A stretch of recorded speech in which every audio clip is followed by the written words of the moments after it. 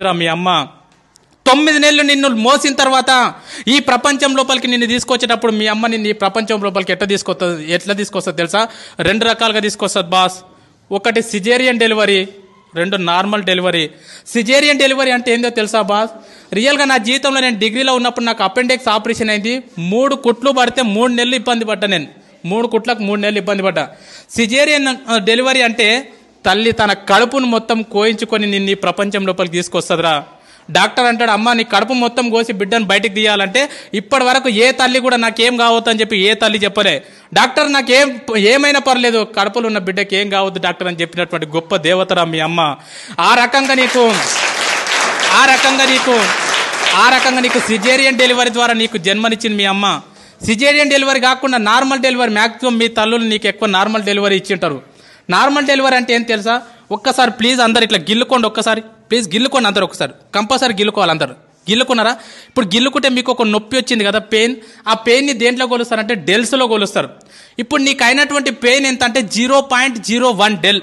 0.01 డెల్కి అబ్బా అంటున్నావు. నేను వచ్చి నీకు గట్టిగా తొడపాశం పెడితే అది ఎంత ఉంటుంది అంటే 0.1 డెల్ ఉంటుంది. 0.1 డెల్కే తల్లడిల్లిపోతున్నావు అబ్బా అంటున్నావు.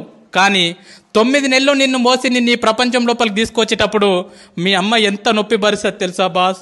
57 డెల్స్ నొప్పిని భరిస్తుందిరా. 57 డెల్స్ నొప్పిని భరిస్తుంది బాస్. 57 డెల్స్ నొప్పి అంటే ఎంతో నీకు అర్థం కాదు.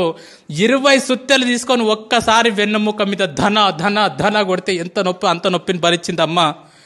20 తేళ్ళు శరీరం మీద మొత్తం కొడితే ఎంత నొప్పి అంత నొప్పిని భరించింది మీ అమ్మ నిన్ను ఈ ప్రపంచం లోపలికి తీసుకొచ్చేటప్పుడు.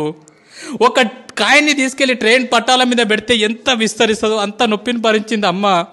అంత నొప్పిని భరించి 9 నెలల తర్వాత అరుపుల మధ్యలో కేకల మధ్యలో మొత్తం నేలకేసి కొట్టుకున్నది, గింజుకున్నది, గొంతు పోయేటట్లు అరిచింది. లేబర్ రూమ్లో జన్మనిచ్చింది బాస్. నువ్వు బయటికి వచ్చిన తర్వాత నువ్వు రక్తపు మడుగులో ఉంటే డాక్టర్ నిన్ను బ్లౌజులతో పట్టుకుంటే అమ్మ మాత్రం నిన్ను డైరెక్ట్ తీసుకొని పాపం ముద్దాడిందిరా. రక్తం మధ్యలో ఉన్నటువంటి నిన్ను తీసుకొని మల్లె పువ్వులాక చేసి పెంచి పెద్ద చేసింది బాస్. తను నిన్ను పెద్దగా చేస్తుంటే ఎన్నోసార్లు తను పక్కకు తను తింటుంటే ఎన్నోసార్లు మూత్రం చేసినావు, ఎన్నోసార్లు బాత్రూమ్ చేసినావు. ఒక్కరోజు కూడా విసుక్కోకుండా తను తినేది పక్కకు పెట్టి అల్లారు ముద్దుగా పెంచి పెద్ద చేసిందిరా అమ్మ నిన్ను. అలాంటి అమ్మకు మనం ఏమి ఇస్తున్నాం? నీకేం తెలియదు పో. సపోర్ట్ చేయకుండా ఉండు, నువ్వు ఎక్కువ తక్కువ మాట్లాడకు. నువ్వు నీ బెస్ట్ ఫ్రెండ్ని ఒక మాటను వాడు రేపటి నుంచి నీతో మాట్లాడతాడు.